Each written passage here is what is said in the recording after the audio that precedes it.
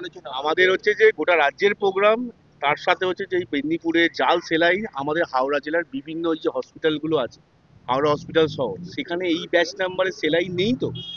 তিনি না এইটা আমাদের বলেছেন। উনি দায়িত্ব নিয়ে বলেছেন যে আমাদের হাওড়া জেলার কোনো জায়গায় যা যা সেলাইন পৌঁছেছে সেটা এখনো পর্যন্ত ইউজ হয়নি, সেটাকে সিল করে রাখা আছে।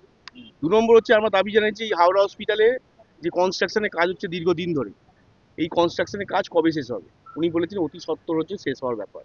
আর না, মেনলি হচ্ছে হাওড়া হসপিটালে রুগী এবং ডাক্তারদের নিরাপত্তা, এই রুগী ডাক্তারদের নিরাপত্তার ব্যবস্থা উনি বলতে পারছেন না, কারণ রাজ্য সরকার কোনো কিছু ব্যবস্থা করছে না।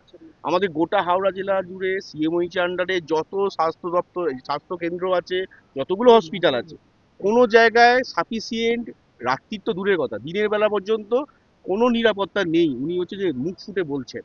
এই দাবি জানিয়েছি অবিলম্বে নিরাপত্তার ব্যবস্থা করতে হবে। হাওড়া হসপিটালে কদিন আগে যা ঘটনা ঘটেছে ওই 13 বছরের বাচ্চাটা, সেই ঘটনা যেন আমাদের হাওড়া জেলায় অন্য জায়গায় কোনো না ঘটে, এইটা আমরা দাবি জানিয়েছি। আর হচ্ছে যে সাফিসিয়েন্ট রিক্রুটমেন্ট, মানে আমাদের গোটা জায়গা জুড়ে রিক্রুটমেন্ট বন্ধ। স্বাস্থ্য দপ্তর হাওড়া জেলায় পুরো একদম শ্মশান হয়ে পড়ে আছে, কোথাও কোনো রিক্রুটমেন্ট নেই, না আছে ডাক্তার, না আছে নার্স।